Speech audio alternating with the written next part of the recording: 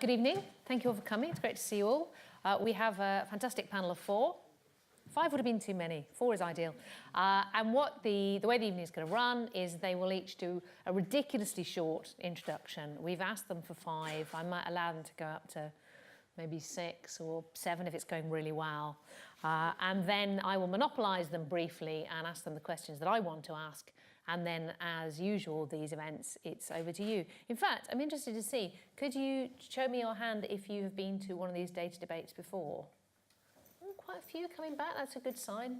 And show me your hand if you've never been to one of these data debates before. Ooh, lots of new ones, that's exciting.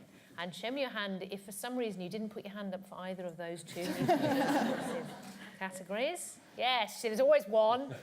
And now we know where he is. Okay, so that's how it's going to work. When I do come out to you, please wait for the microphone because we are recording.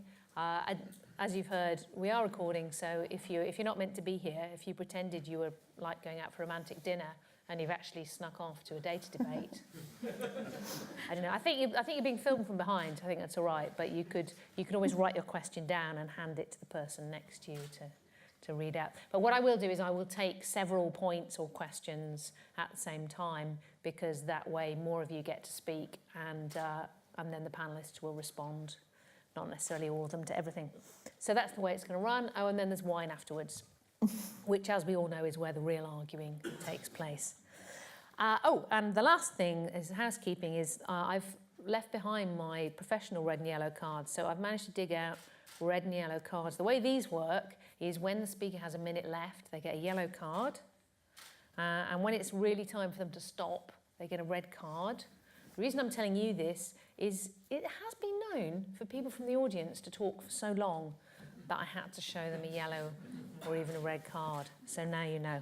Right, so we're going to start off with our first panellist, who I noticed you've managed to find a chair that matches your jacket. I'm Italian, so it's all by design. And the curtain and everything. So absolutely the best colour-coordinated speaker in the room. Maria Rosario Taddeo. We did a Guardian podcast recently on the subject of AI, so we're like AI buddies now. But much more importantly than that, she is a research fellow at the Oxford Internet Institute, which is part of the University of Oxford. She's the Deputy Director of their Digital Ethics Lab and also a faculty fellow here at the Turing Institute, the Alan Turing Institute, sorry. She's received the Simon Award for Outstanding Research in Computing and Philosophy and serves as Editor-in-Chief of Minds and Machines and of Philosophical Studies series, both published by Springer Nature. So, Maria Rosario. Thank you so much. Okay. Well, thank you so much for being here this afternoon. I should thank the Turing Institute, Sophie, and the British Library, Robin, and you all.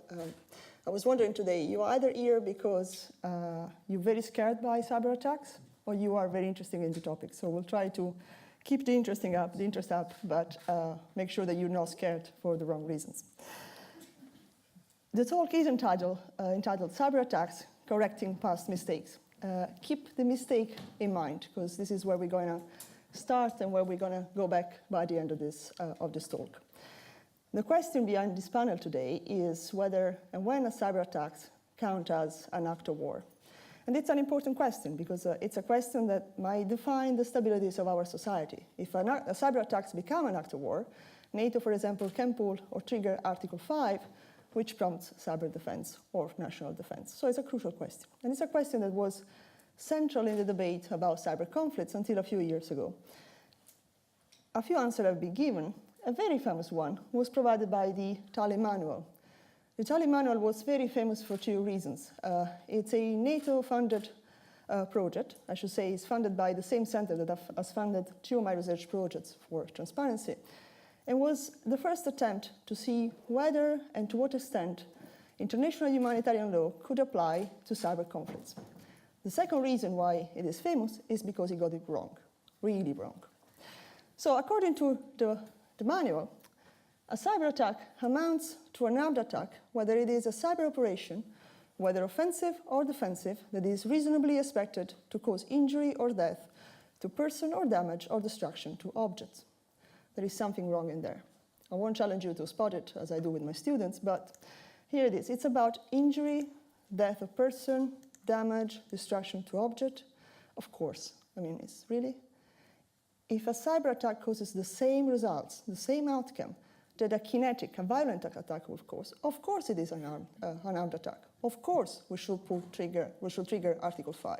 It is so evident that it's almost trivial, but it misses the point. This is not why we are focusing on cyber attacks. This is not why cyber attacks are so crucial in our societies. It's missing what is the crucial aspect of cyber these days. What the Turing manual did and does is to finding analogies, trying to map new phenomena like cyber attacks onto old categories, kinetic conflicts, physical conflicts, violent conflicts. And this is the result. You smash the square peg into the round hole. Analogies, like the one of the underpinning the Turing manual, are misleading, which is already something horrible if you are a philosopher like myself, because you don't want to be conceptually misled ever, but also dangerous if you are a person living in information societies like ours. Cyber attacks are something different than kinetic conflicts, and it's important that we capture this difference in order for us to regulate them properly and deal with them in a way that they don't harm or jeopardize the stability of our society. This is a snapshot of a dynamic map, which I took from Norse website a few years ago. Norse is a cybersecurity firm. They have sensors all over the world, and they track cyber attacks as they occur. The picture is from 2014. It's become quite famous because it was 1 minute in which we had more than 4,000 cyber attacks going on in the world. Well, you might be saying, well, Rosaria, this is old stuff. Surely we do better now. Surely we have found ways to keep states into their boundaries and to reduce this kind of thing. Wrong. 2017, the US experienced 7,000 ransomware attacks a day. And the figure went up from 2015, when they experienced 1,000 cyber attacks a day. The total damage of cyber attacks to our society by 2021, £6 trillion. There's something wrong that we have to fix. And what is it that we have to capture? Well, in our societies, in our reality, it's not just about the physical, it's not just about the tangible. The intangible is as important, as real, as valuable. We call the information societies. Virtual is crucial. Virtual is essential. Digital is fundamental. And cyber attacks are so important for our societies because they target precisely the core of our new realities. I'm very jealous of this quote, which comes from the greatest philosopher alive, Luciano Floridi, but the way he put it is very much spot on. Those who live by the digit, like people living in information societies, die by the digit. And this is why we want to be careful to grasp and understand the novelty of cyber attacks and avoiding looking back, mapping new phenomena on older categories. So what do we do to get it done right, to correct past mistake? Let's start with the challenges. There are a few risks that cyber attacks bring about. Ascribing responsibilities. Most of these attacks are autonomous. They happen very quickly. It's very hard to go back and understand who did what was wrong and what caused the attack. Attribute the attacks. It's very hard to identify the attacker, the states behind it, the actor behind it. Proportionality, making sure that the responses to a cyber attack remain in proportion with the damage we received. If we get proportionality wrong, what we have is breaching of the red lines and escalating of the conflicts. We haven't yet understood how to regulate state behaviors when it comes to cyber attacks. But cyber also brings some opportunities which are important to make sure that we don't miss out on. Deterrence. Can we have new forms of deterrence, new ways to use cyber to ensure the stability of our societies? Can we improve defense? Can we make sure that our national defense is better because of cyber means? Can we improve security? And the resilience of the systems, the verification and validation of a system, making sure that a system or an algorithm is written very well and will behave every time the way in which we want it to behave. Verification and validation. Well, AI, I thought it was going very well. Okay, thank you. So,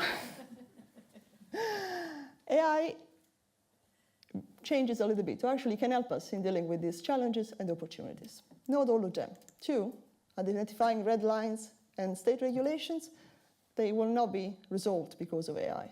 These are about policymakers and decision makers, politicians doing their job correctly. And the failure of the UNGGE last year to define state regulations in cyberspace is a disgrace, and we should resume the debate as soon as possible. Other challenges will get worse. Responsibility. AI, autonomous artificial systems, not as close as you might think to human beings, but still making autonomous decisions, are difficult when we start thinking about responsibilities. They can respond to attacks, as we learned a few years ago. They can be very aggressive, so they can also jeopardize proportionality and prompt escalation. But AI is great at doing these other things. It helps a lot in attributing, understanding what's not the attacker, but the source of the attack. And by doing that, it allows deterrence. So we can use it as states to stop forthcoming or incoming attacks. It improves defense.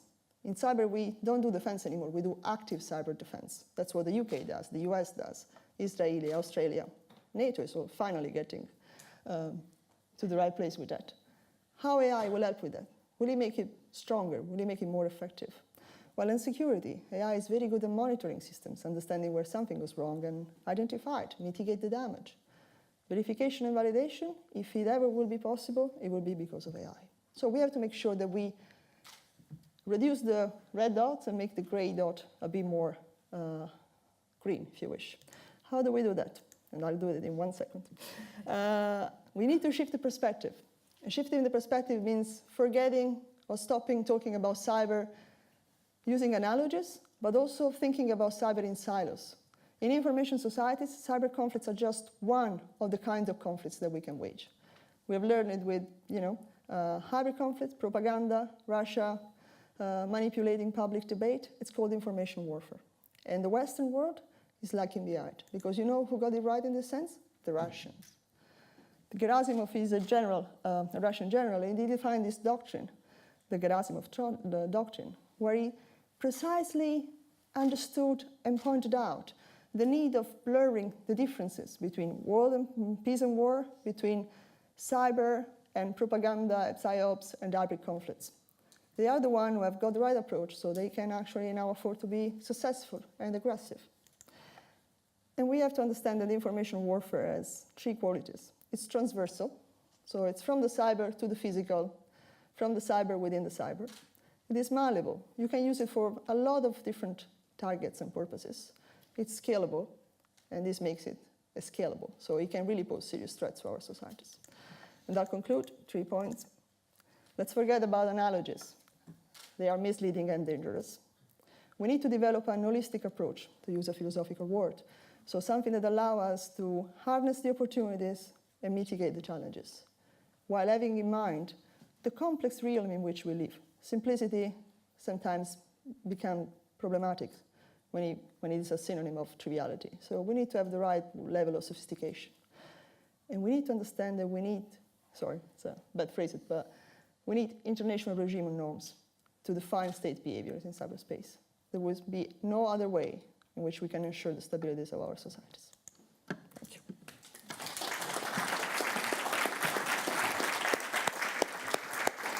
Thank you, Maria Rosa. Great overview. And now maybe from the philosophical overview to something a little more hands-on, because our next speaker is, among many other things, a chief scientific advisor to the government on national security. But this is from a very sound, technical, theoretical basis. Anthony Finkelstein is Professor of Software Systems Engineering at UCL, University College London, but also works here with the Alan Turing Institute as part of the Defence and Security Research Programme. Anthony. Thank you very much, Timandra. So I've entitled my brief talk, Reasons to be Cheerful. And there's a reason for that. I mean, now I suppose that on a Friday evening, there are not many people in the audience who've got a side interest in Jewish history. But if there were, assume there were, they might have come across something that's called the lachrymose theory of Jewish history. And it presents Jewish history as if it was a sequence of disasters and massacres. And let's be frank, there have been plenty of them. But if you present Jewish history solely through that lens, you in fact get a very distorted view of the evolution of a culture. So I thought, you know, we tend to view in lachrymose theory a theory of tears. And I tend to think we tend to think about computing security, cybersecurity, through a lachrymose frame of mind. So I wanted to redress that. So I wanted to give reasons to be cheerful about cybersecurity. And I'm going to illuminate, I'm going to enumerate them. So for those of you old enough to remember 1, 2, 3, actually there are more than 3, but I'm a computer scientist and I'm sort of way beyond integers. And in fact, I'm also a software engineer and not an artificial intelligence specialist. So only a few are actually attributable to the discipline of AI. So what do I see as the principal goals for cybersecurity? The first is to raise the cost threshold for a potential attacker. The second is to make cybersecurity increasingly a computational challenge, because when it becomes about compute, then the people with access to the largest amount of compute and data tend to win, and that's usually the good guys. The third thing is to make bad software engineering more difficult and costly than good software engineering. And the final plays very much to the previous presentation, which is to increase the likelihood of successful attribution. So how are we actually making success in all of those areas? Well, the first is we're making significant advance in automated reasoning. The ability to do model checking and indeed theorem proving on reasonably sized programs is a significant advance. And the prospect of actually being able to reason about programs not simply at design time, but also at run time, is another area of significant advance. We've got better static analysis of code, and that's integrated with practical software development environments. We have a better science base for compositional reasoning. So what do I mean by compositional reasoning? When you think about a mechanical system, you put two strong components together, you don't expect them in composition to be weak. Mechanical properties tend to be compositional. By contrast, security properties in software systems tend not to be compositional. You put two secure components together, you may get an insecure system. So we're understanding the science of compositional reasoning better. We've got better software development environments, better process automation. We've got machine learning. So there's a tip to tip of the hat to the artificial intelligence community. We've got better cryptography. So we've got better crypt for data in transit, better crypt for data at rest, and increasingly we've got the ability to encrypt actually at chip level. The prospect now seems strong for actually viable, what's called homomorphic encryption. In other words, the ability to encrypt actually during the process of computation. So that's encryption in transit, at rest, and in compute. We're able to do things, we're able to engineer with trust in a way we were not able to before. Effectively, that's what makes blockchain and other technologies very interesting, that we're able to do things at an engineering level with trust, whereas before we reposed trust in the human and governance frameworks around systems which are always fragile. Yes, we have greater attack surfaces. Internet of Things, growth of the internet in all sorts of different ways, open internet leaching into industrial control systems and so on. But equally, we have greater heterogeneity of architectures, which gives us the ability to layer our security more successfully. We have better libraries and models of practice, and the social sciences have given us better behavioral science insight into both users and developers. So in all these regards, I think there are reasons to feel positive. And I wanted to then mention three other things that I think are positive notes. The first is, and they relate specifically to the UK.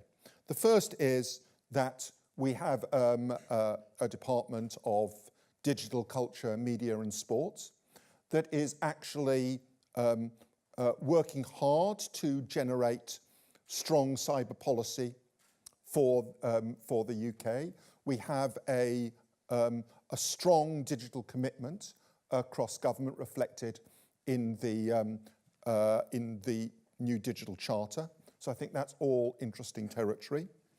The next thing we have is the National Cyber Security Centre.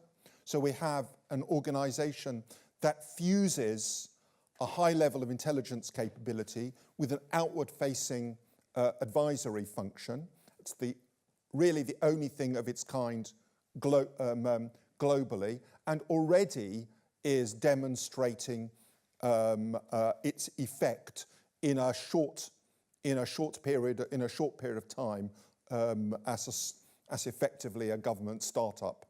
So I think that's something to feel positive about. And the last thing is perhaps to finish almost in a point where the previous speaker finished, which is I think we're seeing increasing pressure to adhere to an emergent rules-based international order around cyber. And I think there is a greater willingness of states to attribute. Indeed, we've seen the indictment of both Chinese and Russian state cyber actors, which I think is a very positive pointer to the way in which states will increasingly behave. So. Thank you very much.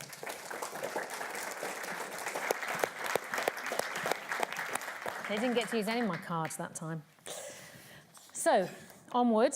Plenty to think about there. I hope you're getting your questions and points ready, because I'm not one of those chairs that says, pretend your point is a question. The whole point of debates is that you can have opinions. Onward. Our third speaker is also a fellow at the Alan Turing Institute. You may be detecting a bit of a fix going on here, and you are correct. So Gana Pogrebna, am I saying that right? Gana Pogrebna, see, first time, but not a second time. Gana Pogrebna is a fellow here at the Alan Turing Institute and also Professor of Behavioural Economics and Data Science at the University of Birmingham. And so her research interests in cybersecurity are around human behaviour as well as the technical aspects. She's one of the authors of the Cyber Domain Specific Risk Attitude Scale, which I really hope we're going to hear more about, and wrote the book Navigating New Cyber Risks, How Businesses Can Plan, Build and Manage Safe Spaces in the Digital Age, which comes out later this year. Anna. Thank you so much. It's a pleasure to be here. So as you heard, I'm a behavioral scientist. So basically what I do for a living, I write mathematical models of human behavior and basically test these models using data. And you might wonder what behavioral scientist has to do with this topic. Well, if you think about it, 95% of successful cyber breaches around the world start with a phishing email. So normally what we see is that a successful cyber attack actually does not depend on the technical ability of the cyber criminals, but it depends on their ability to do social engineering. Basically trick you guys into doing something you don't want to do. And this is kind of where the behavioral science comes into this debate. So I want to address the question that we have, is a cyber attack an act of war? And as a behavioral scientist, we always do some sort of experiments, play tricks on people. So basically, imagine that you come back home today after this, and you open your computer, and this is what you see. So you know that you're under attack, and I wonder how many people here think that there is a one person or a group of cyber criminals behind this attack. Okay, how many people think that this is an act of war? Okay, it's a trick question. Okay, here's the second question. What if you read in the news that cyber criminals or whatever, there was a cyber attack on sewage plants, and thousands of gallons, thousands of liters of sewage was released into the wild and affected local parks? How many people think that there is like a group of cyber criminals behind this? Okay. How many people think that it's an act of war? Okay, so yeah, we have some diversity there. The truth is, modern cyberspace is such that both of these things could be basically engineered either by a single individual or a group of individuals, or in fact an organization. An organization could be either public or private. So if you think about all the possible people who can engineer attacks, this is pretty much the scope of it. So it could be a kid next door, or it could be some laboratory of people in North Korea deliberately trying to attack you. If you don't believe me, basically, this is the very common ransomware type of attack. And in 2017, Ukrainian government and a lot of institutions in Ukraine were attacked by in a very similar way by so-called Petya virus, and it was basically masquerading as a ransomware. But usually, of course, we see these types of things being commissioned by cyber criminal groups. In terms of this sewage plant example, so this is if you look at the history of cyber threats, basically the first person ever convicted for infiltrating an infrastructural structure was Wojtek Boden. So this was a guy who was basically a disgruntled employee. And he was a single person, right? But what he did was he released 800,000 of raw sewage into a local park and local river. And it was all because he was really pissed off that he couldn't get a job with the local council, and he broke up with the management of the company where he was working at. Yeah, so he was working at this sewage plant. So the point is that, we have endless possibilities. And when the attack is in progress, there is no way for you to know whether it's an act of war, or this is just one highly motivated and really pissed off guy on the other end. Another problem that we have is that we often know who the guy is, but it's very difficult to understand whether he is a representative of an organization or he is acting alone. So this guy, Adit Farizi, this is the first guy who was prosecuted and convicted on both criminal charges of hacking and cyber terrorism. Okay, so basically what this guy did, he hacked into a retailer and stolen 130,000 records of personal information on people who were clients of this retailer. And out of this, he identified over 1,300 governmental employees and military employees who were working for United States government. And what he did, he handed in this information to Islamic State representatives. And these guys, in turn, published the information on Twitter. Okay, so this guy was in this Kosovo hackers security organization, but the investigation concluded that he acted alone. So again, here we have a problem because we don't really know whether this is a loner or he's a part of organization and what his links are with Islamic State. And we don't even know to date, even though he is currently serving at 20 years in prison, right? So it's a highly complicated landscape. Okay, so yeah, basically what I wanted to say is, considering this, right, it's very easy to to call something war, right? And treat all these potential actors as basically enemy and trigger Article 5, like we heard before. However, while this is a simple solution, this is probably not the smartest solution. Cybersecurity is an extremely complicated issue, and it's a complicated issue from the behavioral perspective, from the human perspective. And therefore, we need to look for a more sophisticated solution to this complicated problem than just call this war. And so I just want to, as a complete speculation, offer you some solutions that I found through my research. So first of all, we all need to understand that we're all vulnerable. We need to understand our vulnerability. A lot of people that I talk to, including CEOs of large corporations, they think that, oh, it's never going to happen to my company. My company is too small. My company is not interesting for cyber criminals. This is not true. As long as you have some information in your computer and it can be monetized, you can be the target. And you just need to realize it and know this fact. Second thing is we need to improve communication about cyber risk and cyber threats. For example, 63% of data breaches target your identity data.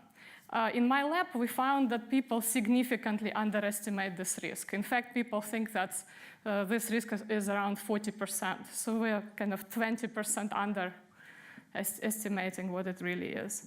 And we need to improve communication in order to level that up. Then another point is you need to stay positive. I really like the positivity that we heard in the previous talk.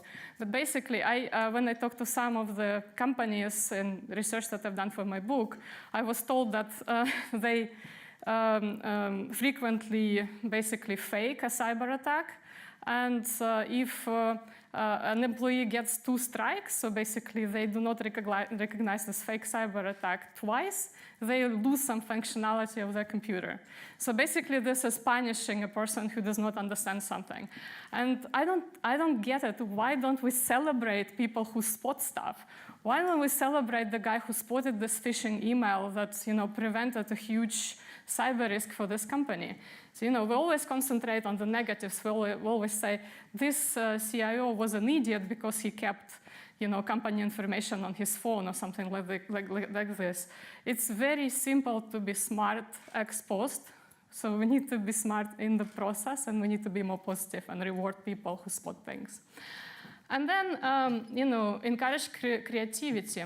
When we talk to people about cybersecurity, there are a lot of people in non-technical fields who have really good ideas, and they think that they can contribute to the debate.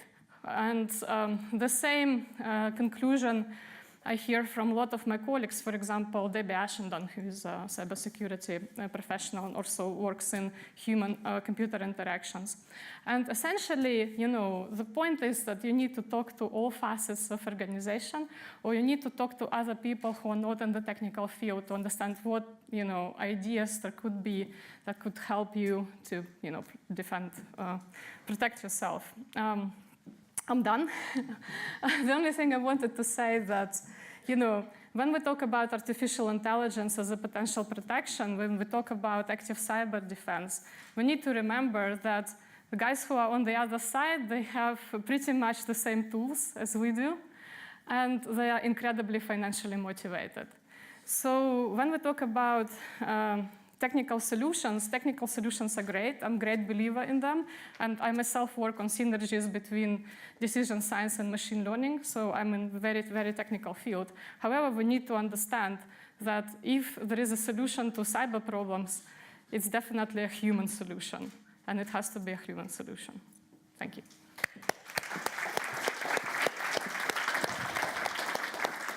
Thank you very much. So, I'm not sure if we're moving in the positive direction or not, but the one thing that struck me when you showed us the timeline of the first person to be prosecuted for hacking was that our final speaker was the youngest child ever to be prosecuted under the Computer Misuse Act in the UK for hacking. And he assures us that he's now stopped all that. So your mobile phones are not being hacked.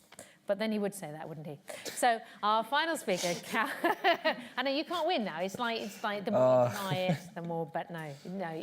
He now has proper businesses. There's a lot at stake. I think we can assume that he has bigger fish to fry than any of us, apart from anything else. So Cal Leeming, in his early 20s, this is so after the whole unpleasantness with the hacking prosecution, in his early 20s he set up Pixel Mags, which was the first digital magazine on the iPhone, and then later on started the Zebra, which is it's just a US car insurance comparison site, but the name is just much sexier than all of our price comparison websites. So It's probably point I was the co-founder of those. Co-founder. I helped the amazing people do their thing. Okay, so he's a co-founder of those, extremely modest. You might have seen him in BBC Horizon's documentary about the cyber attacks on the National Health Service called The Day the NHS Stopped. And he now works as a security advisor at River Oakfield, a cybersecurity company. So if at the end of this you want some advice, you can probably go and hire him to protect you. So Cal. Thank you.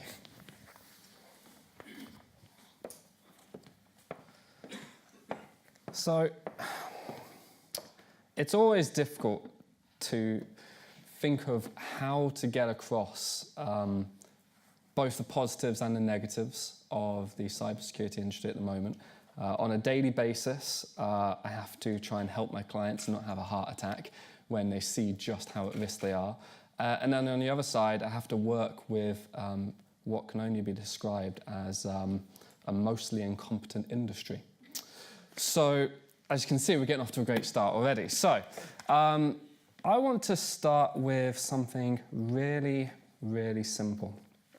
And I'm just going to go straight into the AI side because it was the notes that I was given. So I have to try and theme what I'm talking about to be more on the AI side. So, if someone was to say to you, artificial intelligence right now, what's the first thing that comes to your mind? Just anyone. Which one? The Game of Go. Game of Go, okay, anyone else? Algorithms, anyone else? Perfect, that's the one I was looking for, that's the one. So whenever I talk about this and I explain to people about machine learning and how AI is sort of helping to fix these problems, the first thing they say is, hold on, Terminators, aren't they going to kill us all? Aren't they going to take over the world? And it's like, well, we're not quite there yet. So let's look at some of the things that well, first of all, let's get one thing clear. AI isn't quite what we think it is, at least in the public's perception. It's certainly not about, right now at least, creating a robot that looks like a human, that talks like a human, that acts like a human, and has independent thought. We're way away from that. What it can do, though, is help things like processing huge amounts of information. So if you imagine you've got a large organization, and you've got, 50,000 machines in that organization, and you need to look at what's happening on every machine. You've got to look at every single action that's being taken, every single keystroke that's being typed in, everything that the operating system is doing, that the software is doing, and then you've got to try and contextualize this and understand it. Well, you can't do that on a human level. There's just too much data, right? We're talking petabytes of data every single day. So AI is one of the areas that can help with this. But the problem is that it's not very good at understanding context. It's not very good at understanding things that we haven't already taught it, right? So you can say to a particular piece of software, I want you to watch everything this computer's doing, and if you see a trend of, I don't know, this machine is encrypting a lot of files, then that could be ransomware. Right? Because it's encrypting your files. Or it could actually be a completely fine piece of software that you're using to protect your files. Right? How do you know? Right? So actually determining malicious behavior from legitimate behavior is very difficult. So let's take another example.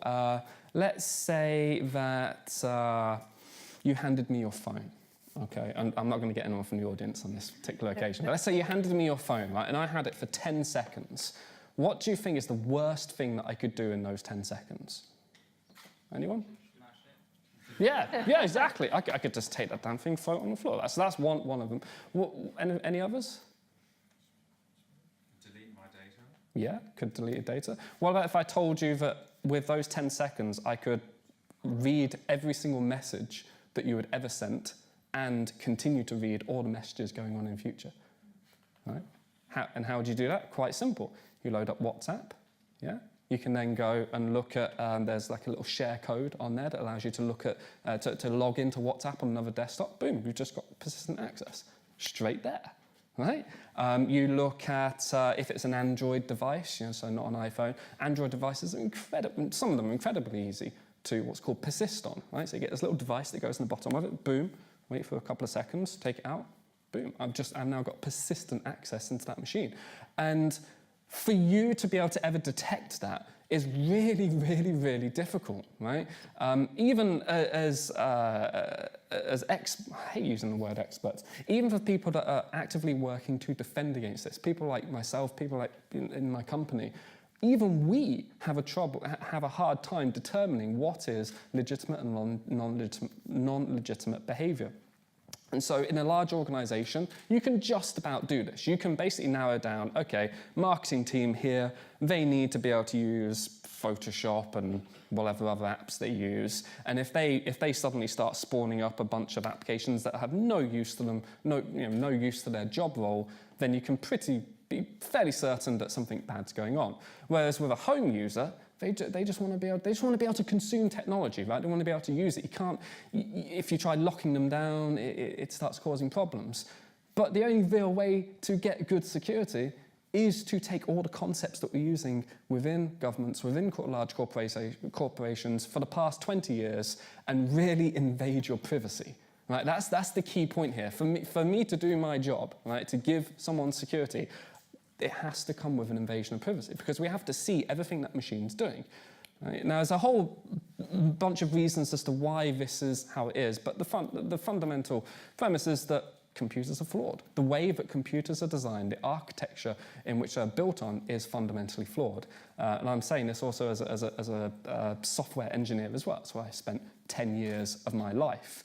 And software that exists today, operating systems, hardware, everything from your phone to the electronic valves that control these water plants and all sorts of places, it's just code. That's all it is. It's just a human somewhere that's got something out of their mind, typed it onto a keyboard and put that code into a device. It is potentially open to abuse. It's potentially open to the actual design of the software being used in ways it wasn't intended to, and then it's also capable of just being outright exploited, right? So i.e. being able to take control of a device when you shouldn't be able to. So the reality is that it's exceptionally hard for corporations, for governments, and for large organizations to achieve security, and it is borderline impossible for home users to achieve this. But that isn't a reason to then go and do nothing, right? So what can you do? Well, you can do really simple things. You can look at things like operational security, right? So if someone says to me, hey, can I hold your phones for 10 seconds? You're going to say, no, exactly, right? If you have someone who wants to come and charge their phone up and they say, oh, I just need to quickly charge my phone. Can I plug it into your computer? You're going to say, no, right? If you have someone that comes up to your house and they're dressed up as a BT engineer and they're saying, I'm here to fix your internet, but you don't, your internet's fine, you're going to tell them to go away, right? So it's about being aware of your surroundings. It's about being aware that there's a lot of malicious activity that goes on, and no, you can't prevent all of it, but you can at least take some steps to reduce some of your risk. Other things, for example, how many people here have heard of two-factor authentication? Okay, great. So having that enabled is fantastic. I'm going to tear your world apart slightly and tell you that how many people here use SMS-based, so a text message that goes to their phone? Okay, that is fundamentally flawed as well. So very simply, with about $50, you can go and intercept anyone's text messages, anyone's phone calls, have those codes sent to you. Banks are relying on this. There's lots of social networks are relying on it, but it's still pushed out there as the right thing to do. I can tell you now it's not, but it's better than nothing, right? Even though it can be abused, I will finish up. Even though it can be abused, it's at least something to slow down an attacker. If you get targeted, well, it's kind of game over. It just then is a case of how much money do you have versus how much money does your attacker have, right? Your adversary has. But for the drive-by stuff, if you take these basic precautions and you take some time to educate yourself on how to prevent these kind of attacks, then you stand a bit of a better chance. That's me done. Thank you.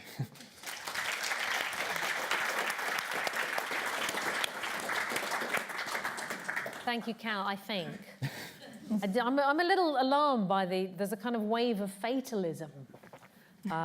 Is this universal? The idea that if you are targeted, it's game over. Like, I mean, I know you've warned us against analogies, but I'm thinking about burglary, where they say, look, if you put locks on all the doors and windows and an alarm, it won't stop a determined person who really wants to get into your house, but they might go for your neighbours if they're less well protected. Is this the kind of level we're talking at here? Is it kind of inevitable that we will be the victim of some kind of cyber attack, whether it's personal or whether it's as part of the British Airways attack that happened recently? Are any of the four of you going to say, no, it's not inevitable? You can't stop it. There's no such thing as 100% prevention, whether it be in cyber, whether it be in real life. No. You can help deter those actions from happening, but there's no guarantees in this life. So I sort of see this in the frame of an economic judgment in some ways that you're making. You're making risk judgments on the basis of some estimated, and I defer to the behavioural economists, but on the basis of some expectation of return, you can reduce your risk, but it has a cost, and some of that cost might be the services you can consume, the freedom with which you can consume. Them. So are we thinking about risk the wrong way? Is that? So again, in the research that I've done for the book, what I found out is that there is a shift in thinking from robustness to resilience. Meaning, so by robust I mean, basically you buy a very good lock on the door, and you're trying to think in this, cost-benefit analysis, what could possibly go wrong. But then, if someone knocks on the door and you open it, then it's out of the window. And this is pretty much what Cal is saying. If you have the best lock, but you're not thinking when someone knocks on your door, then yeah, it's going to happen anyway. But I'm very much with the argument that we have very good technical capabilities, but now they should be focused on resilience, kind of how quickly can you put all your systems back online if you needed to.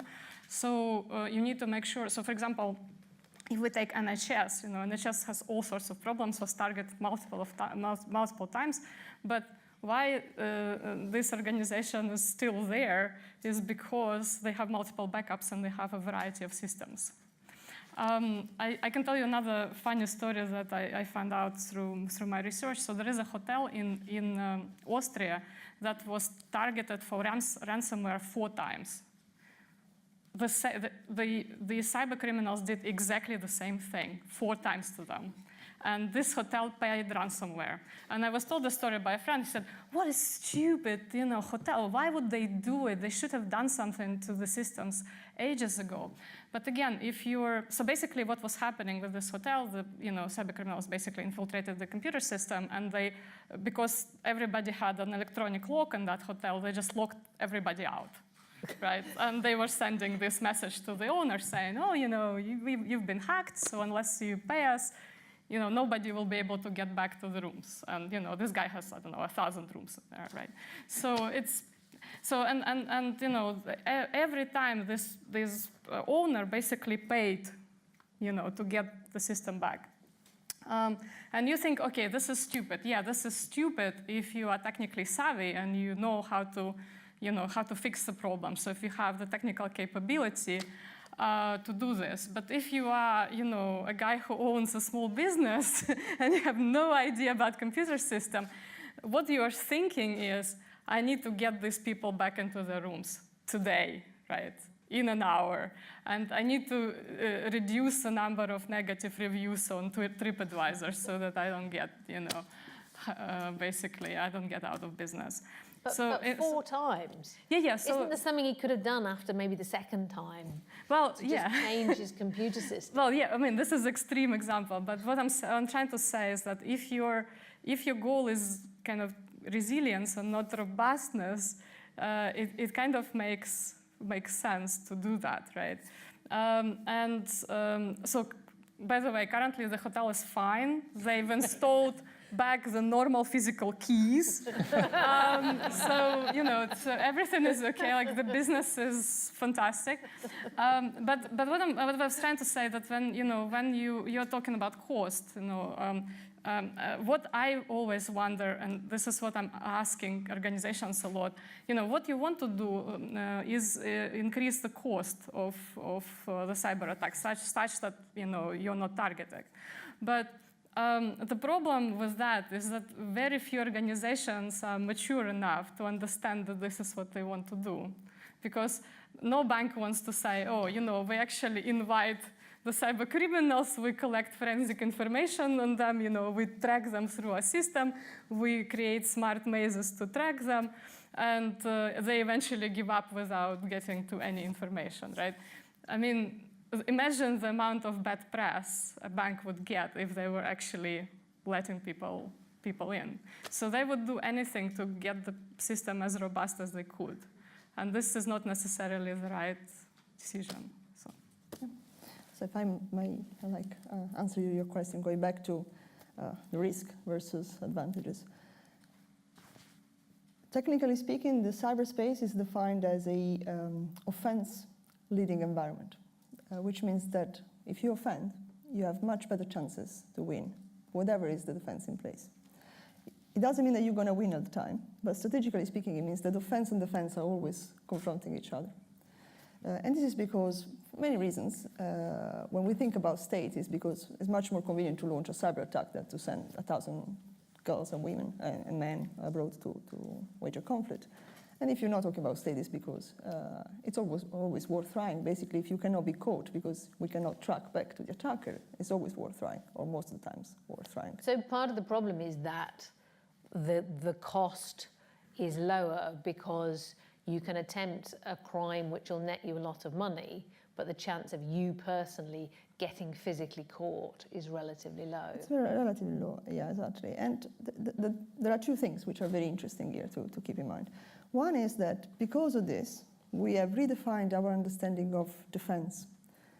Defense and security have been for centuries like different sides of the same coin. If you imagine a fortress, the fortress will keep everybody inside secure, but it will also defend from the attack. And it will do the same thing at the same time. These days, when we talk about cyber, security and defense are different things. When you defend, what you actually do is trying to go back to the attacks, to the source of the attack, and try to destroy the source system. And when you do security of a system, so you try resilience, you try to make the system more robust. So it's this kind of gap that is opening, which is very interesting. And it's interesting for strategic reasons, but it's also interesting for legal and policy reasons.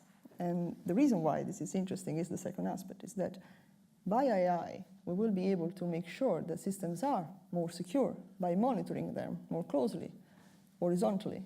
Every keystroke, every login, every logout, AI can monitor the system, understanding what is the baseline, and something is to be different, it will flag it up and mitigate it. There is a firm in the UK which is very successful in doing this. It's called Dark Trace. They mimic the antibiotic systems of our bodies, trying to catch attacks in our in informatic system or cyber system, which is very good. Point is that if the system we are considering store personal data or are about how many times, from where, how long you log in a system, then we have issues with individual rights. So the other aspect that we have to keep in this picture is about security and human rights. And the other thing, if I may be pedantic as a philosopher, that's what I can do best. When we talk about war is a serious thing and requires states, declarations, and passing of thresholds. So an hacker doesn't engage in a war. He does an act of crime, he does a form of terrorism, It's just a kit, whatever you want. But unless an hacker is being paid and supported by a state, an hacker doesn't cause an act of war in response. There is no way. Okay, so clear distinction between individual cyber attacks and war. Before I go out to the audience, would anyone else like to disagree with that? Or is that something that you're all pretty solid on, that individual cyber attacks and an act of war are two distinct things? I just also wanted to add that very often we target the perceived risk rather than the actual risk. So if you think, well, the best example is, I don't know, how many people were actually saved by a vest and a whistle on a plane. You know, we've got these things. They are there for security. You know, there's actual money but spent on this. But, you know, I don't think it's very effective if, you know, a plane is going to crash, right? And this is kind of a very good analogy when you look at organizations and how information about risk and cybersecurity is distributed. Because very often, you know, whatever CEO thinks is the main problem is targeted by the cybersecurity team, but it's not necessarily the most vulnerable point in the organization. And this, I think, this is why Carl is in business. so You're yeah. accusing him of selling No, life he's jackets. actually doing the right thing, right? So he's coming and he's explaining to the CEO where the actual vulnerabilities are. So yeah, so that's the... There was just one thing that I wanted to pick up in the earlier discussion, which is the I don't know how to describe it Inevitability. best. The inevitability of asymmetry, that in some senses it is inevitable that the advantage is to the attacker, and that in some senses they can always secure sufficient resource to leverage an attack. And I don't think that's inherent in the technology. I don't think there's any it may be a feature of the domain as we currently understand it. But I still have this gut feeling that that once this becomes a more resource-bound problem, the data and compute the advantage of data and compute lies with the defender rather than the attacker. With the legitimate act. Yes. So, you know, so I sort of, there's just a slight discomfort with that side of the model. Though I absolutely agree with the view of resilience, which is just a sound engineering principle. I don't think we disagree. I just want to say I agree with you that this is highly context dependent. But the point I wanted to make is that, you know, we need to look at kind of individual cyber hygiene, and if everybody, you know, if you think before you open an attachment in an email, that's probably a good thing, even if, you know, you're unlikely to become a target. You know, let me throw reason. this into the mix. Why is it that in 2018, just simply opening an email can result in a catastrophic attack? It's flawed by design, right? You know, we have this application that's designed to allow us to read our email and designed to allow us to view our pictures of cats and more cats. Mm-hmm. And when we load our pictures of cats, we don't know we've been attacked. But actually, the software that has just opened that image has then just been exploited, and all of a sudden you've got someone inside your machine. You know, opening a Word document, for example, recruiters have to do that all the time. Right, you know, but at the top it has in big letters, click this button to read the document, and in really small letters it has do not click this button, right? And if you can't read the document, what are you going to do? You're going to click the damn button, right? So I think there's a lot of emphasis on it being the user's fault, particularly around things like phishing attacks and social engineering and such, when in actual fact, like when I go and do a social engineering attack on someone, the people who we can get through to the most people who give us access when they shouldn't have done, have actually been the most helpful people, right? They're incredibly helpful, which is great, right? It's people who are trying to do their job. I just think that we're expecting far too much from users before we've even given them the basic tools to be able to defend themselves. That being said, I also think that a lot of people just want to be consumers of technology and they don't want to think about their actions, be it on technology or anything else for that matter. So that's part of a larger debate. I'm probably one of those, to be honest. I would love everything to just work and to compensate for my idiocy. It should do. Right? It should be a situation where you can use technology without this fear, without having to have this huge amount of knowledge on, should I click on that, shouldn't I? It's and we're getting there, but it's a while away. Yeah, I second that because it's sorry. So I was just going to come out to the audience. You've all been sitting there, patiently listening, putting your hands up when we ask you to, giving us your... Oh, look at this. The lights haven't gone up and the hands are going up already. So what I'm going to do is I'll take maybe 4 points at a time, depending on how varied and how long they are. Then I'll come back and let the panel chip in, but don't all feel you have to answer everything. And then I'll come out and we'll try to get everybody in who wants to speak before about 10 past, 8:15. So where are the roving microphones? One there and one there. Okay, can we have a little more light on the audience? Is that possible? Just so that I can see the shy people with hands. The hand right at the back went up so quickly. I feel it's only fair to go to that person first. But then there were the hands down here, I think. Yeah, oh, there you are. Blue shirt, you go second. Okay? You were defining, this isn't really a question, this is more of a... Points are fine, you don't have to justify This is more of an opinion. You were stating that often the difference between war and not an act of war is simply if it's backed by the state or not. Surely it is more complicated than that, because if we do bring to examples which are not cyber-based, for example, the assassination of Litvinenko in 2006, yes, you may describe it as an act of war, although many people would not describe it as an act of war at the same time, and we are definitely not at war with Russia. On the other hand, let's imagine a scenario where a Russian bomber manages to fly over UK airspace without being intercepted by RAF fighters and actually manages to bomb Britain, and no casualties are caused, that is still likely to be seen as an act of war. The difference is the amount of technology used. One is a massive 4-engine aircraft, which is really quite scary to see, and then actually physically dropping bombs. Another one is a fairly discreet assassination, not in front of the wide view of the public.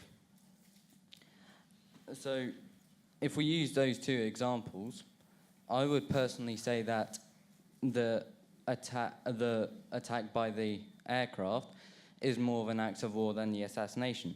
Mm-hmm. So if we compare this to cyber attacks, it depends on the strength of the cyber attacks, and at the same time, we still haven't seen it yet, but you can also have a civil war where two sides within the same country may be using the cyberspace to attack the other side on logistics. PhD thesis now, so Sorry. You could come to a point and stop, that'd be great. The point is it can't just simply be defined as is it backed by a state or not. Okay, brilliant, thanks. Blue shirt over here. Yes. And if you'd like to take that one over to that hand there. Yeah. Thank you. It seems every attack starts with a mistake, whether it's opening a phishing email, or in the case of British Airways, recently they allowed 22 lines of malicious code to be sent out to their customers, resulting in the loss of 380,000 credit card records. Sorry, could you just bring the microphone a bit? Oh, okay. Sorry, a little bit closer. Think of it like an ice cream cone. Okay, a little bit closer. Sorry about that. So every attack starts with a mistake.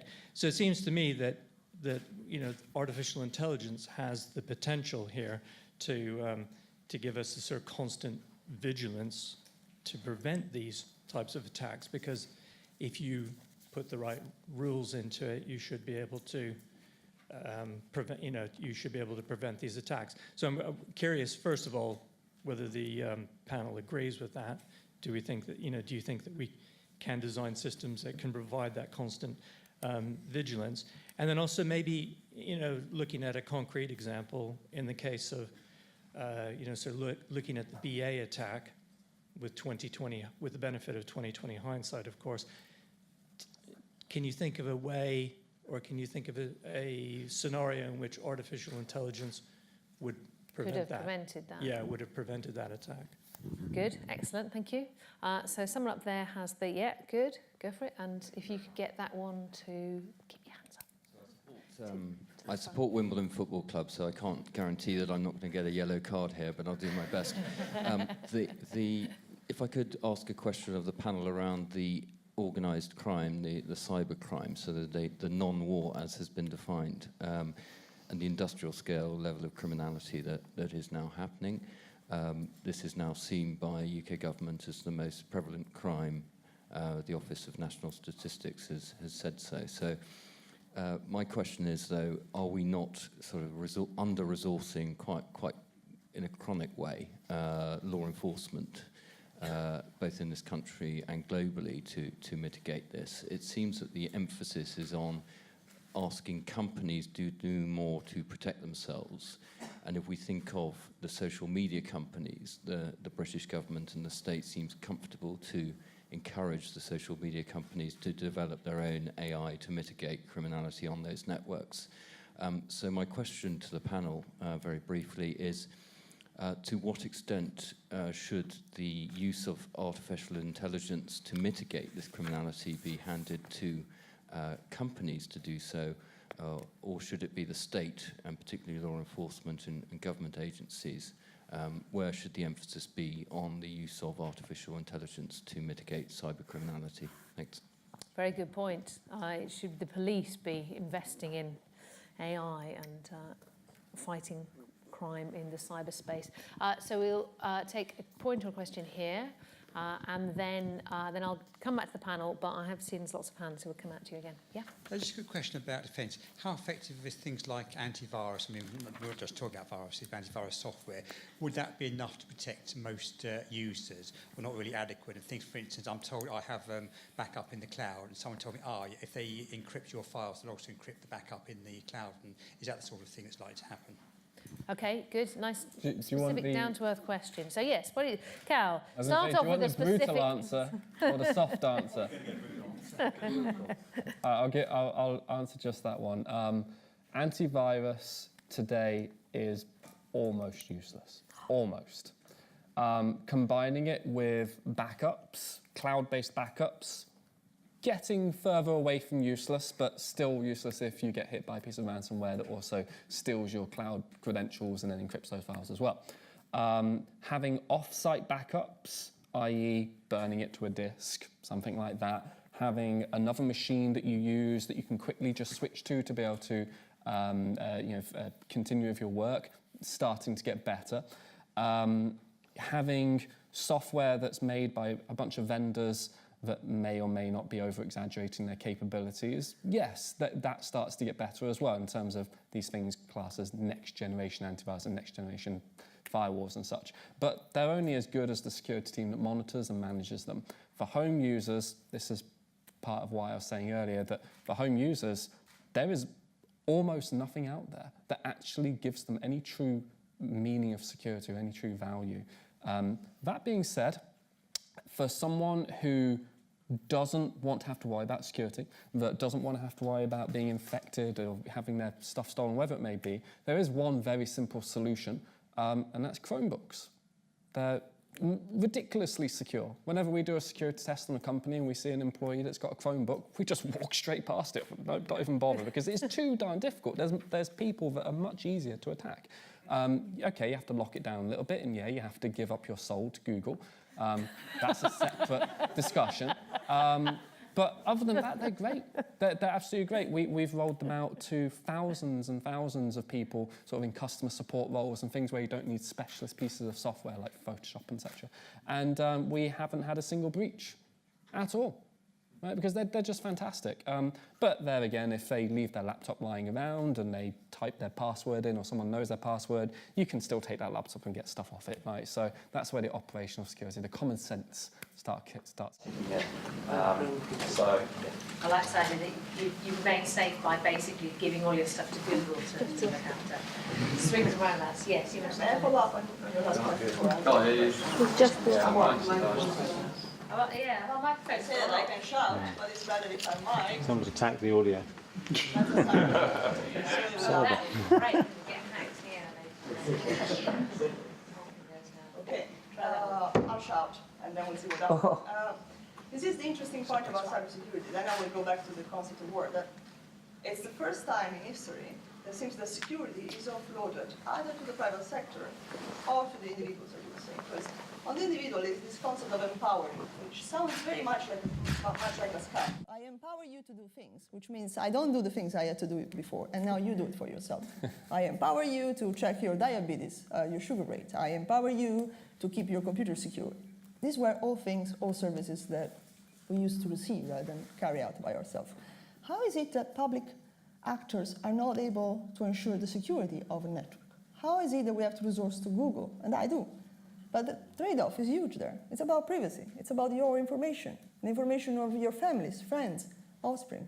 How is it possible that we are not in a place where security of the cyberspace, like the security of our street, is something that a state is taking mandate of? Why are we relying it to, offloading it to the private sector? First question. About war, what a conceptual confusion you got there. Huge, but really big. So I'll start with history, and counterfactual should be enough to make you understand how wrong you are. Wars have started because of assassins of one single person. The First World War started like that.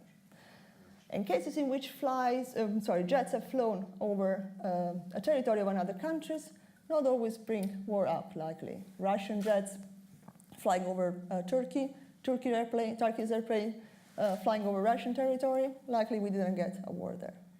And the reason is because war is a serious thing, and that's why it's important to use the word carefully, but very carefully, and having carefully understanding of what does it mean.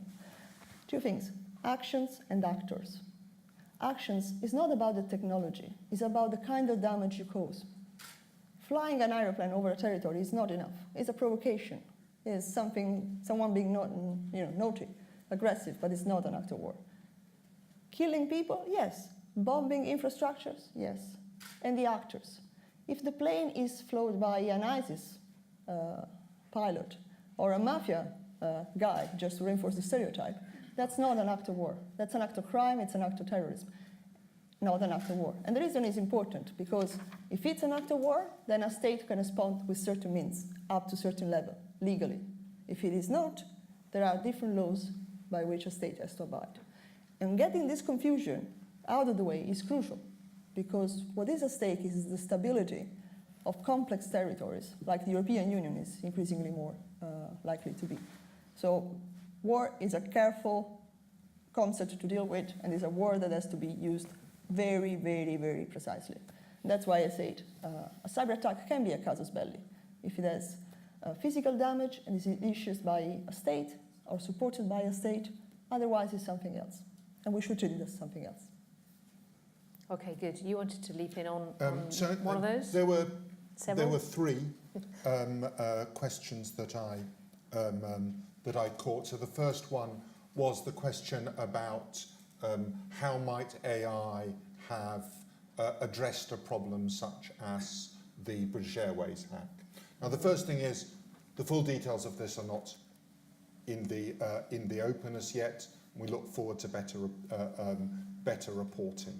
The second is I'm always reluctant to criticise professionals when I don't have the full facts to hand. So that with those two qualifications in mind, it certainly appears as if there were failings that would not have required advanced technology to have addressed, but rather would have demanded some relatively routine engineering technologies which ought to be in place in most well-organised information, in most well-organized enterprise IT setups.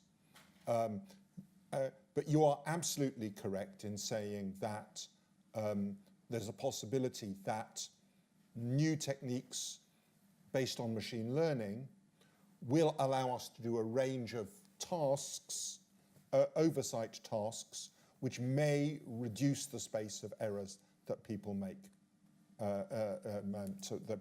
So, essentially, I agree with the thread of your question.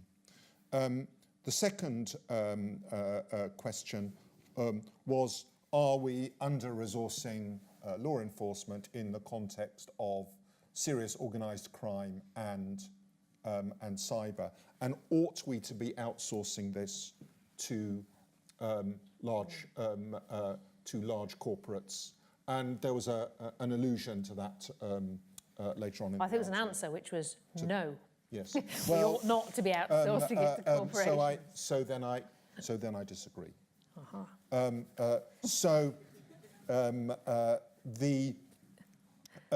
I think that actually what we're after is an intelligent partnership between government and large platform providers and other enterprises. It is quite clear that even with improved resourcing, and what government employee wouldn't ask for that, even with improved resourcing, the scale of the challenges are such that it is only going to be achieved through partnership, through access to the skills, through access to an understanding of the base, through access to the data in the possession of those large organizations. Would I say that we are in a position where we have those partnerships to date? No. And much as I would hold the large US platform providers to account for some of their ethical behaviors, I'm more inclined to hold them to a standard in terms of the way in which they are partnering with governments, which I don't think is as constructive as it could be. The last observation question about how effective is antivirus, and I'm sort of inclined to agree. It's fine. It's fine. Okay. I thought I was trying to do it gently. It's fine. Timandra told me to do it gently. I think it's really interesting that when there was the WannaCry outbreak, it affected enterprises and didn't affect domestic users as much, because domestic users mostly switched automatic patching on, whereas corporates tend to switch it off because they've got legacy software that they don't entirely trust. And it's increasingly beginning to look, and I think your Chromebook observation speaks to it, that actually now what's available to consumers is a lot better than the rubbish available to enterprises for the most. Yeah. I'm sorry, I could name the companies, but I won't. Last time I did, they sent me a letter. You too. Yeah. I know you wanted to come in, but first, did you want to answer any of those? I just want to support. I also disagree with the point that government does nothing. I actually think that people, at least people I know in GCHQ and CSC, who were mentioned before here, they do a lot, and they do a lot to keep our data secure on a daily basis. So I think that point is really unfair. I didn't make that. Sorry. Yeah, but also I think it's not correct to say that it's something that's been unloaded on individuals. I think what we're trying to say is, I'm just going to tell you a story. So I spent quite a bit of my life in New York. And when I started at Columbia University, my boss, he's a very famous psychologist, Dave Kranz, he told me, Ghana, just remember one thing, nothing is safe in New York City after 1 a.m. So take a taxi, right? After 1 a.m., take a taxi. And, you know, the police in New York City is excellent. It actually protects you. But if you are walking after 1 a.m., it's probably not a very good idea. So that's a similar concept, you know, if you're doing some really silly things, you know, it's probably not a good idea. And it's, you know, you have some responsibility for what you're doing. That's what I was trying to get across. So I just want to address the 2 points. One about the artificial intelligence and what it could do. Just to add to what has already been said. So for example, you know, we have in active cyber defense, we have concept of smart honeypots, basically when we make traps for cyber criminals. So essentially you have a bunch of machines and some of these machines will be just traps, right? So the problem then, so you use artificial intelligence to allocate these traps, right? And you use some artificial intelligent logic and it's kind of random allocation. The problem now is that cyber criminals also have artificial intelligence to detect which machines are, you know, traps. So, so what I'm trying to say is that you can use artificial intelligence, and I think there are a lot of smart people working on the systems who are the good guys, but you have to remember that the bad guys also have the same technology. And so, you know, in terms of, you know, making a mistake, well, if you remember the TokTok case, it was basically a kid who explored vulnerability and just shared information. How can you possibly predict that? I mean, I actually don't think TokTok did anything wrong there. I mean, they could have been better with some of the, you know, bits, but it's what I'm trying to say is it's very easy to be smart ex post, but not, you know, when you look at vulnerabilities within an organization and in live context. And then, yeah, on the collaborations between and whether, you know, the corporate and the businesses have too much responsibility now, I think where the things could really improve is in information sharing. And hopefully with the new GDPR legislation, we will have that. The problem is that not only businesses do not want to report cyber threats, which makes the job of the government extremely difficult, because if you don't know what was happening, you can't really understand what is the scope of the new vulnerabilities. But also, you know, I had basically a conversation with the CEO who didn't even realize he had a cyber problem. So it took him several phone calls to figure out that he actually needs to call the cyber unit, cyber police unit. So effectively, I think what needs to happen is better information sharing between different businesses. And some industries do it very well, so they share within themselves, but they don't share, you know, widely. And so, you know, it's very difficult for new business, for example, to make these decisions, and equally very difficult for cyber police to do something about this if they don't know. If it's not reported. Yeah, if there's no information. Okay, did you want to come back in quickly? Because I want to come out to the... So, maybe we misunderstood what you yeah, you did. Sorry. First of all, police in the US is private, so it's more to my point. But more generally, I didn't say that the states and the governments are not doing anything. I said that they're not doing much. In the UK, we have good examples. We have the Information Commissioner's Officer and the duty to report when you breached. We have the National Cybersecurity Centers. The University of Oxford collaborates actively with it. I am one of the scholars who's considered one of the excellencies in terms of collaborations with the National Cybersecurity Center. That's not the point. The points are two. One, it's very hard, and it's not just about the UK. Let's try to be a bit more broad. It's very hard for public sector to retain human value because the private sector offers better salaries. So the skills at some point there's this kind of imbalance between the private and the public in this sense. So there is something that has to be done in there. But there is something else. So the European Union last year issued a new regulatory framework, the European Cybersecurity and Defense Framework, which is great. They established something which is called the NIS, the Protection for National Critical Infrastructure, which defines what we should do to protect and make national critical infrastructure, so water, electricity, nuclear, transportations, to keep them secure from attacks. Guess who is in charge to make sure that those measures are met? The private sectors, the private companies who own those things, which is fine. I'm not saying the states should go in there and do it for themselves, but there is this kind of separation, there is this kind of offloading, which we see more and more, and we see it because not all the times, and I'm not talking about the UK government, but necessarily, but there is a kind of, oh, this is something that we don't understand, it's really new, the geek guy knows it, I'll let them do it, which it's partially right, partially not. The other thing is, we should be mindful of the fact that whenever we talk about cybersecurity and we involve the state, then there is always this kind of little thing about, oh, and then we want to have access to the data. It's like the Snooping Act in this country, with moderation. So again, is that make your data safe by giving someone else access to it, like the private? There is a word that I don't really like because it's very much social sciencey, but it's multi-stakeholder. It's just the idea that different actors participate into the decision-making process. We need to get to that point also when it comes to cybersecurity. Okay, now I'm aware that we're running rapidly out of time because everybody has a lot to say. You have a lot to say, the panel has a lot to say. So I'm going to ask everybody from now on to be as pithy as possible.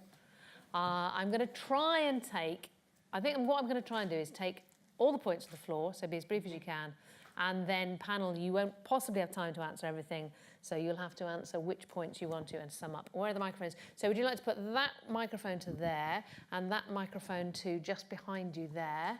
And what we'll do is we'll basically gradually roll forward and get everybody on the way down. Yep. Hi.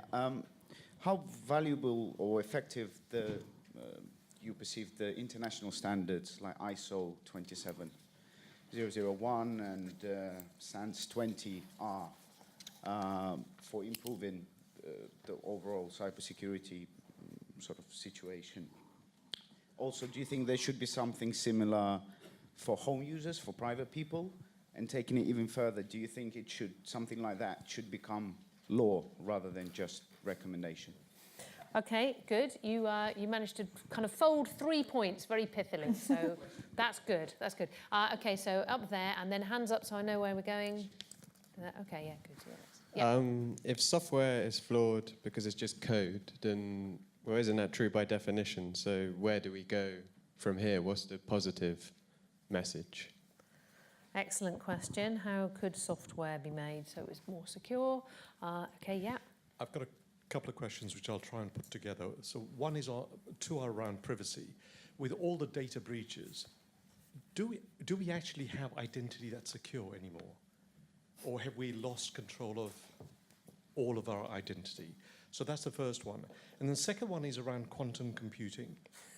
With the advent of quantum computing coming in, not that far into the future, I don't think, but once that gets in, how safe are we going to be? Good point. I'm only allowing you that second one because I was going to ask about quantum computing, so you've saved me doing that. Nobody else take that as a license to ask 2 questions, all right? Okay, so yeah, so that microphone to there, and then if you'd like to get that one to there, ready? Yeah. I am really interested in open science and open source code, and I'm super curious to know whether there is a problem with making code more open, such that more people can look at it and potentially interrogate it, versus this point about the fact that if everyone has AI, then the bad guys also have the same information. So to what extent should information be shared only with key people? Very good point. Open data and open code is marvellous because everybody shares, and then does this make us completely vulnerable? Okay, so you've got the microphone there. Hands on this side so we know we're going next. Yeah. Oh, here. Yes, yeah, far away. Whoever's got the microphone here, talk. From a behavioural context, how do we get users to act in their best interest? And then from a technical viewpoint, how do we use AI to help and alert users without making them want to uninstall or disregard their security measures? Good point. Okay, good. Pithy and well done. If you'd like to get that one back to that person in the middle there. Yes, good. So maybe more of a statement, but I find a lot of the AI and cybersecurity debate quite polarized at the moment. You have firms like Darktrace and Cylance on the one hand talk about it as this kind of silver bullet. A lot of the rest of the industry talk about it as snake oil. So I think one thing we need to do going forward is actually to really understand the specifics of where it can fit in, whether that be anomaly detection or automating certain processes. But I think we would all do well to actually kind of look at it in more segmented terms, trying to understand where it can apply and where it can't. Excellent. Snake oil or silver bullet? You've got a title of a best-selling book there. If you could write that for next time, that'd be great. Have you finally got the microphone now? Good. Yeah, so Cal mentioned Chromebooks sold effectively to Google. In China, the equivalent is, that'd be Baidu, and that, in essence, is, providing the government with all that data. For the further integration of AI into society, it seems that link between government and platforms is almost is kind of recreating a social contract between individuals and their access to privacy. I'm quite keen to hear people's views on that.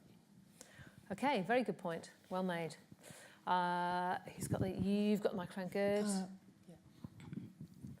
Yeah, go on. Can I go? Actually, it's to Dr. Tadeo. I was just wondering whether you know any scholars or yourself have any information or thoughts on AI designing AI? Because since you are a philosopher, you must have some kind of concept on it. Okay, good, excellent. Deep philosophical question. AI making own AI. So put that one away for the end, probably. You've got the microphone. Oh, they were going to just move across the front row. Yeah, far away. Yeah. Okay. I've got a question. So should we centralize best practice within government in the context of AI? And as AI does require data, would we not consider that a single point of failure from a data repository point of view? And also, do we need to prepare for the potential of kind of an algorithmic warfare at a state-sponsored level, whereby AI itself is an attack surface, in addition to AI being a high-value asset in organizations? Well, quite. I mean, the more we make stuff to protect ourselves, the more that becomes the target in itself. Very good point. Okay, yes, pass that to there, but meanwhile, you have the microphone. Hi, we started off this conversation a bit earlier talking about information war and data as well. And I think 6,000 attacks on the US in terms of cyber attacks.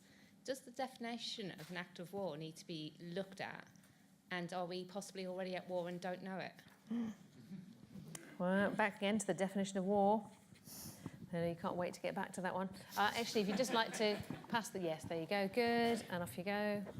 Just as a fun Internet of Things acid test, would the panel replace the locks on their doors with internet-enabled smart locks? Yes, I'm going to give you a great story at the end. Very good question. We'll take a straw poll on that. Actually, we'll take a straw poll on it now. You can answer it. Who up on the stage would replace your physical locks on your house with Internet of Things data-controlled doors? Don't. That's none of us. Okay, good. So you have the microphone. Hands up if you still want to speak, because we're running out of time. But you far away meanwhile. Yeah.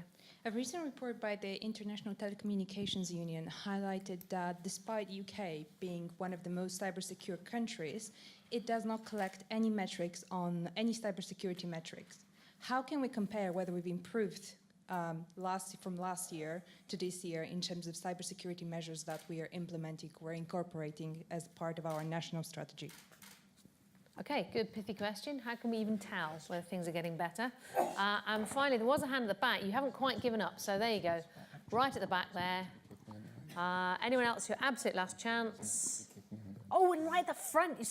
These poor microphone people. Have you still got a microphone here? There you go. And there, okay. Right, so one there, and then that is your lot. And then panel, you've got to answer all those questions, sum up, and still get us out to the bar in 4 minutes flat. All right. All right, I'll give you 4 minutes each. Back to the SMS authentication. Given, on top of my head, I can think of Dropbox, Gmail, and HMRC using that. To what extent is it their responsibility to change that system, or should it be the government enforcing it? Okay, so again, back that government company thing. Okay, so on the front, we've got you, and then that's absolutely it. Yeah. Professor Pinkerton mentioned, can you hear me? That he doesn't want to make any names, otherwise he gets a letter.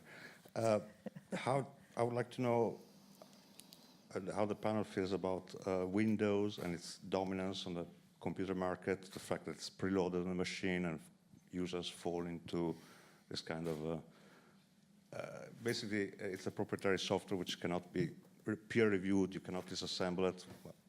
I'll stop the question here. Okay, well, I think I mean, if you don't want to incriminate yourselves, panel, I think there is a broader question there about proprietary software and not being able to opt out of it. So you, madam, you get the last word from the floor, no pressure. No pressure, thank you.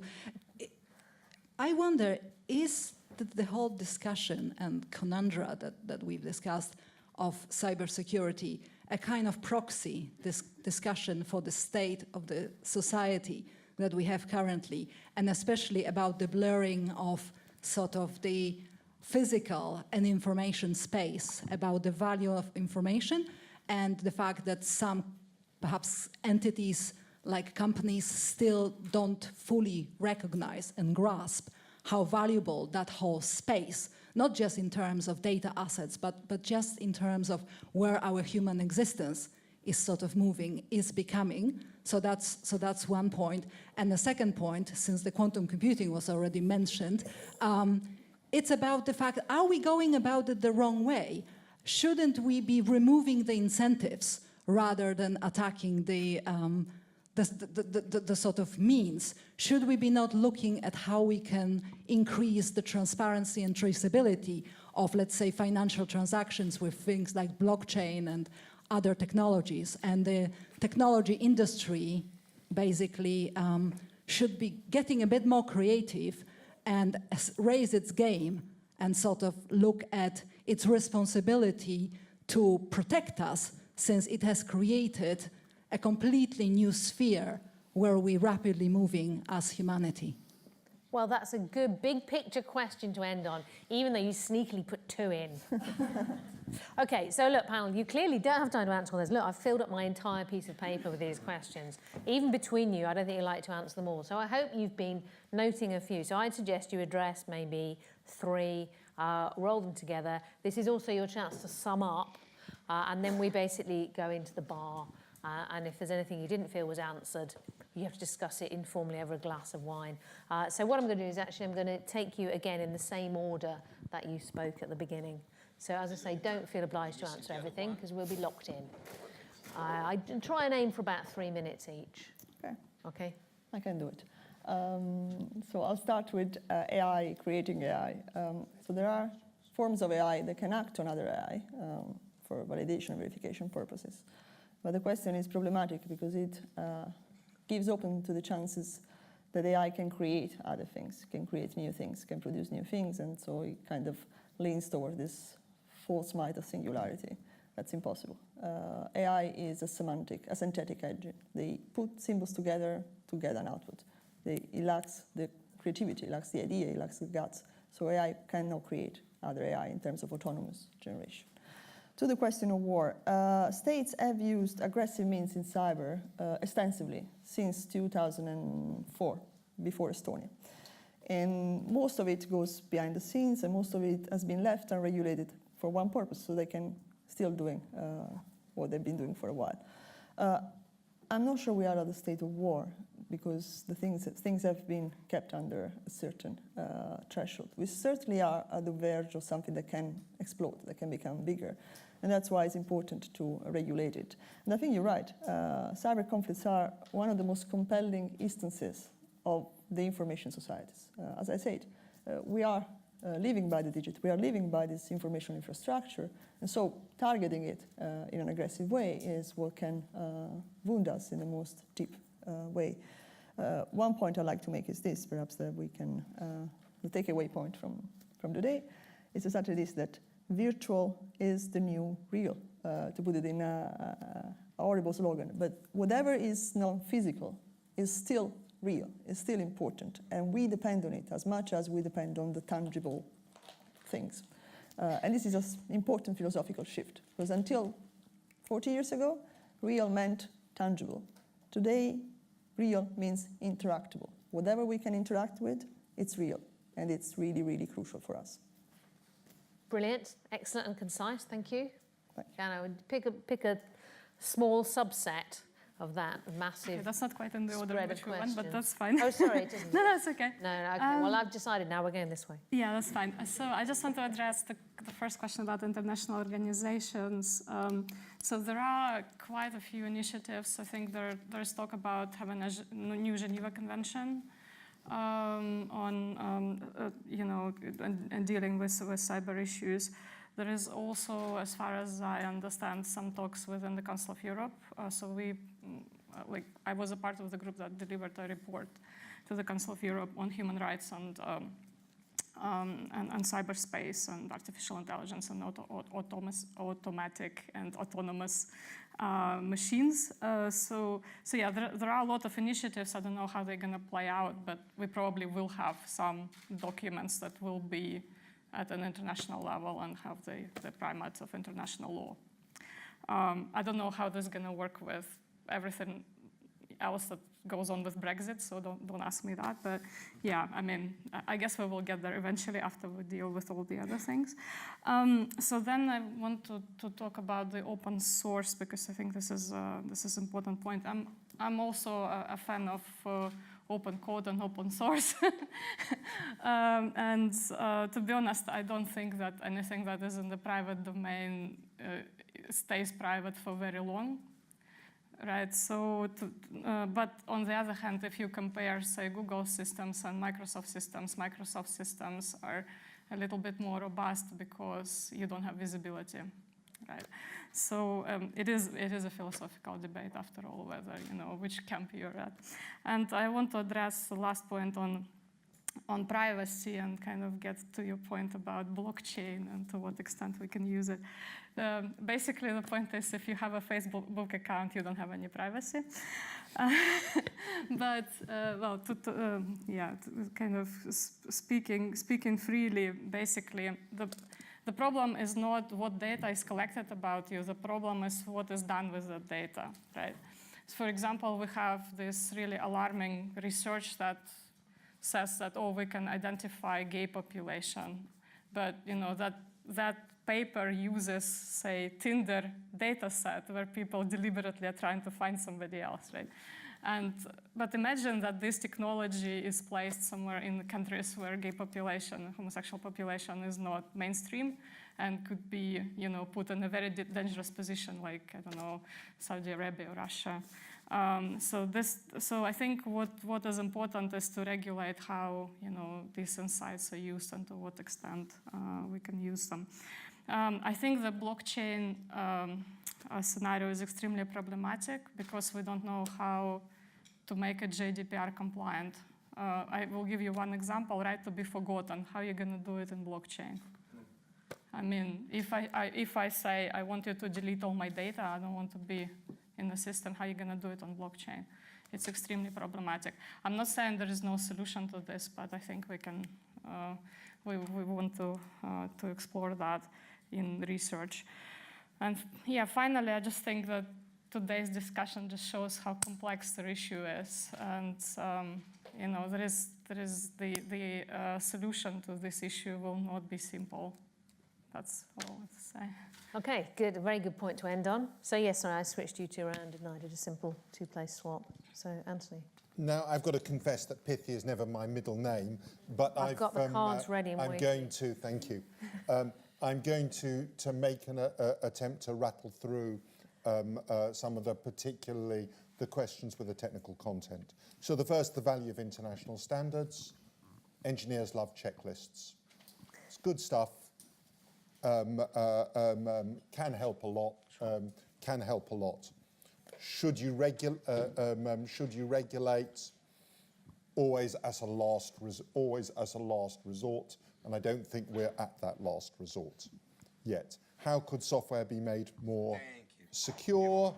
I think formal analysis, reasoning, better static analysis, better methods and practice, better education, professional standards, and more, and the rest of it can be spotted by those who know my career.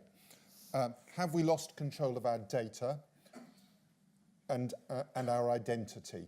So here I'm a technological optimist, as I was in the case of security. I think there is the possibility of putting some of that genie back in a bottle. So I think that new abilities to do statistical disclosure control, multi-party computation, homomorphic encryption, other techniques from the privacy-enhancing technology area, possibly personal cloud as distinct from other types of cloud model. All of these give us some really interesting hints as to the fact that this might not just be a monotonic loss of private information. Okay, quantum computation. First is not near in, actually some way off. You know, so I don't want to make predictions because it's always on risky ground. But generalized, general quantum compute, quite a way off. Quantum sensing nearer in. Quantum key distribution, which will make us more safe, also nearer in. Should we worry? Actually, I'm not sure that we should. Symmetric encryption, mostly quantum safe. And there are quantum resistant public key cryptography, but that's not proven, but certainly strong evidence that there is quantum resistant public key things. So on the whole, my view is you shouldn't worry excessively about quantum computation. It's going to do a fantastic job for people who need to simulate quantum phenomena, which is hardly surprising, really. Think about it. But if you're designing novel materials or something like that, that's really a good thing. Very small class of algorithms now known for which quantum computers work. So I'm not worried. I agree with the observations about making code open. I agree with the observations about the importance of understanding user behavior. Should we centralize best practice around AI in government? It's a really interesting question. The answer is that DCMS is setting up the Office for AI, and at least that forms a little bit of a node where there can be some collective and intelligent thinking. We do have, of course, a national institute in the shape of the Alan Turing Institute. I get my advertising points there. Yes. And at least we've got some centres of expertise we can rely on. So super good question about metrics. I think it's really interesting. For me, it's where government really should be. DCMS and the Cabinet Office talking about metrics. Really hard sort of some science questions underpinning that with, you know. We have Global Cybersecurity Index, which is done internationally. Yeah. Yes. So there's some really interesting things to do there. And for me, I have to say, I found the definition of war stuff difficult to address, and I therefore won't comment on it. But I thought the point about blurring physical and information space is a very insightful observation, and for me, I think does give a hint about how we might conceptualize in the future the debate. So, and I thought that was a good follow-up.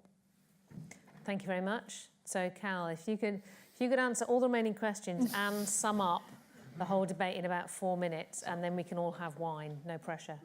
So I'm the only thing now stood between you and a glass of wine. I'm very much aware of that. So yeah, I'm going to end this pretty on a few things. First one, I promised you an interesting story on hotel rooms. So if you ever found yourself inside my hotel room, the first thing you'll probably notice is that there's a little bell on the door handle. There's a rather extravagant-looking doorstop is the best way to describe it at the bottom. And there's a chair that's usually dragged over from one side of the bedroom to the other. And my partner was a little bit freaked out when she saw me do this the first time. And when I shared these pictures on social media as well, everyone was like, why are you doing this, Cal? And it's because when we go and do red team assessments, this is one of the things that we actually use to attack CEOs with, and in some cases even the engineers. And we go in and steal their laptop, and then we use that to then attack the company. And it's absolutely terrifying, right? And this is why when I'm in my hotel room, I'm assessing this. I'm looking like, oh my God, this could happen. And it's the end result is that there is, and this ties into a question from somewhere around here about what the different vendor products are. The end result is that whenever we go and do an attack on a company or a family or an individual, it's a 100% success rate, and it will continue to be a 100% success rate because there is no technology out there right now that will stop everything. There's no amount of money that you can do to fully prevent an attack, you can put in to fully prevent an attack. You can make it really difficult. So you can make it so the only way I'm going to be able to get into your data is to literally follow you for a month, wait for you to slip up until you accidentally put your phone or laptop unlocked on a side, and one of the operatives comes along, grabs it and runs. And then it's a case of how faster can we run than you? And it can make it really difficult. But yeah, you can't prevent these attacks from happening. There's a lot of products out there that will claim to do this, that will claim to give you advanced this and next generation that. And I can tell you now, every single one of them we've been able to walk past. But we also use some of them as well because they do give interesting analysis. They do give interesting context when an attack is happening. They give you a lot of information that's very valuable in what's called instant response. But if you haven't got a good team behind you that knows how to interpret this information, and if you haven't even got a readiness plan to deal with this, then it's useless. So I will end my point on something that everyone can take home with them. There's a concept called threat modeling, which is very simple. It's just effectively a list of all the things that worry you. And what I want you to do is I want you to go home. You don't necessarily have to write this down. If you do, probably best to burn the list afterwards or flush it down the toilet or swallow it, whatever you want to do. Just don't leave it lying around. Just list out all the things that worry you. Right? Are you worried about your real identity being discovered from a dating app? Okay, put that down. Are you worried about someone stealing your emails? Okay, put that down. Are you worried about something you did 5-10 years ago? Okay, put that down. And just list them all out. And then ask yourself, which are the ones that concern you the most? Which would really harm you?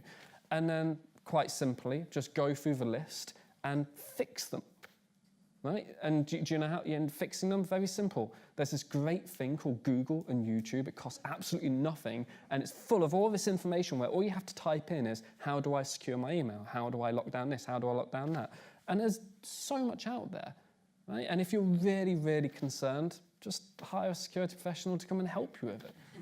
And for a small nice plug. And this assumes, of course, you don't mind Google knowing that you've searched for how do I hide all evidence of that thing I did 12 years ago.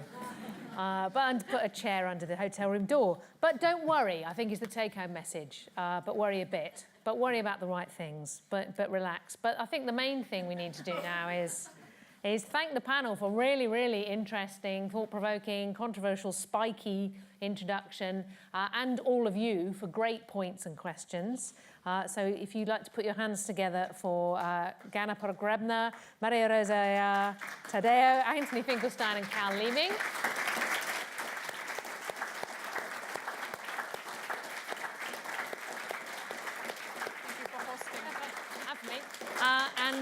And of course, the Alan Turing Institute for setting up and running the whole thing. There will be more data debates. Please keep coming to them. Meanwhile, see you in the bar.